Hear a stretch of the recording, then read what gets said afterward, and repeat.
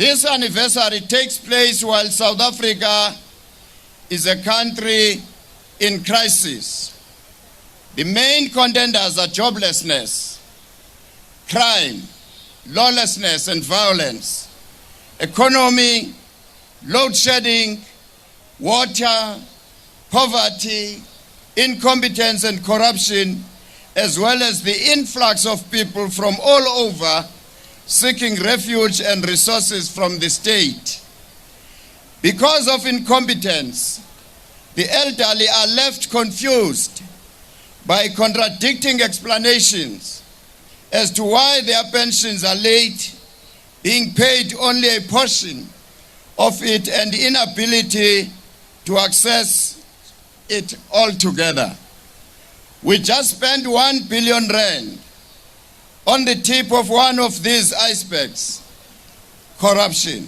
Yet the Zondo Commission's work seems to be for nothing, as its report is gathering dust in Parliament. We are not surprised that this is happening because the ruling party has directly been named in this report.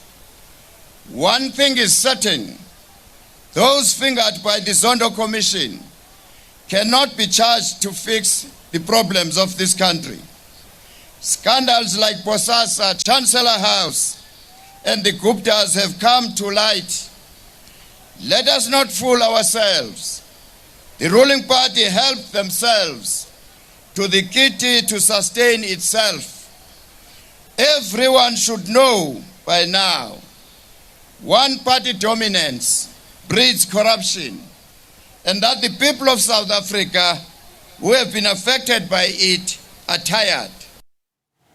Well, Dr. Fikile Vilakazi, a political analyst, joins us now for more analysis on the UDM's birthday celebrations, as well as trying to give us more insight into the relevance of the party with Major General Holomisa at the helm. Doctor, a very good evening to you. Thank you so much for joining us. Look, we've seen a lot of these breakaway parties, such as the UDM, whom we're talking about in this instance, whom seem to only survive based on the individuals at the helm. Talk to us about the sustainability of such a party. Do you think they can survive well and beyond and be sustainable if those individuals actually let go of their leadership roles?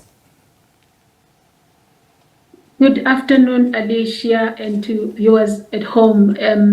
I hope I was getting you correctly there, about the relevance of the UDM. I mean, the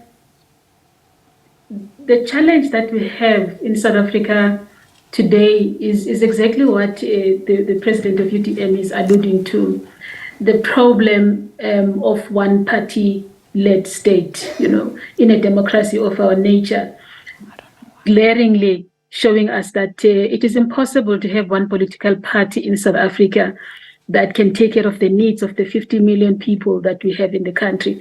And I think the leadership of the ANC has shown us that. And in his address, he alludes to those things. And whether then smaller parties like the UDM stand a chance to survive in this particular era that we are at is a question that is facing us. I think it will depend on the nature of the coalition framework that we eventually develop as a nation. It needs to be a coalition framework that can make sure that, first and foremost, South Africa is no longer led by a one-party majority government. We need to make sure that it creates space for different political voices within political parties, but also within civil society organizations. And now we are actually working through the process of amending the Electoral Act to make sure that the independent candidates also from communities can lead. So we need that kind of governance. And I think if we succeed in doing that, Alicia, parties like the UDM stand a chance then to sort of survive. I mean, they've been here for 26 years. And they stand a chance mainly because UDM is very similar to what we are seeing within Kata Freedom Party. It is a provincial party. It is likely to survive in the Eastern Cape. The people that can speak about its success are really situated.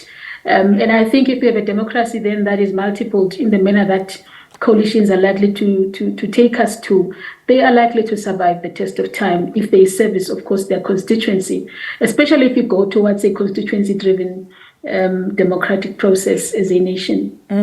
Doctor, we'll get into the provincial aspect of things a little later on in the interview. But looking at the current positioning of the party in terms of visibility, the electioning campaign, or even today's celebrations, were not widely covered or even known about. Not forgetting how the party has actually slid from a formidable 14 seats in parliament to just 2 after the 2019 elections. The numbers have dwindled, totally. The numbers have dwindled. And I think it's mainly because of the problem that we are seeing, right? That it is visibly only in the Eastern Cape. So if you go to Gauteng, go to KwaZulu-Natal, and go to the Northern Cape, very, very few people will tell you that they even know that there's something called the United Democratic Movement that exists. And I think that is the problem. That's the challenge, right? It's a question of saying you are only known in the Eastern Cape. But the reason why the numbers are dwindling is because of the party political system that we have, which is a centralized type of a system that demands smaller political parties like the UDM to spread their wings throughout their provinces.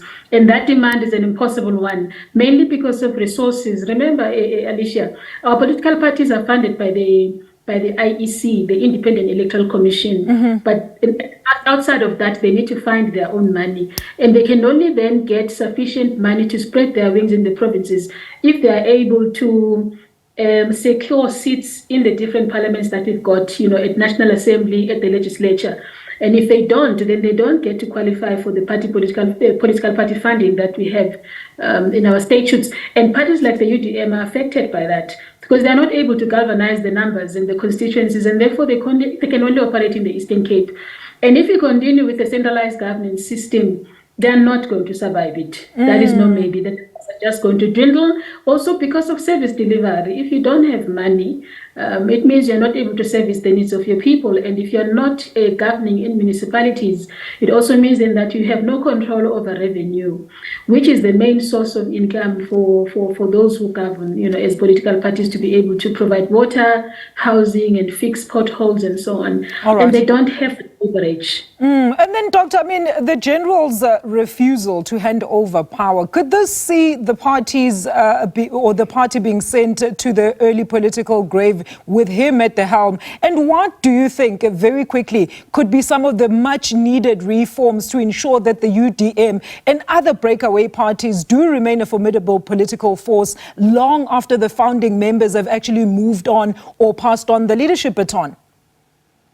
That's the biggest challenge, and that's facing all of them. And look at the neighbor, COPE. They're battling with issues of succession and power, and we are seeing it throughout. Already, the EFF is facing that challenge. People are saying Julius Malema is refusing, is holding on to power before he has even become a president of the nation, as he envisages. So it's a challenge that you see in all political parties, and I think the UDM is faced with that challenge.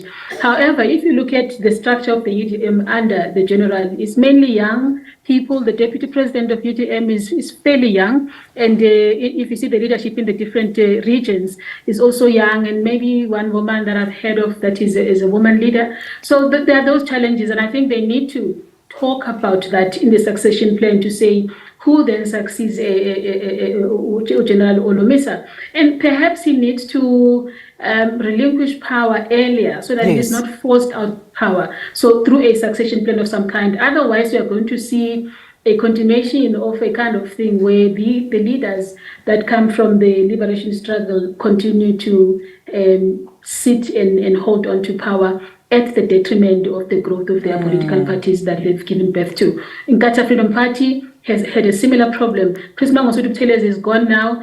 Chances are that we are going to see divisions in that political party, perhaps even dwindling numbers because of the succession battles that are likely to happen there. All right, Doctor. Unfortunately, we're out of time. We're going to leave it there. Thank you so much for your contributions. That was Dr. Fikile Vilakazi, political analyst, talking to us about the UDM as, of course, it celebrates 26 years since its inception.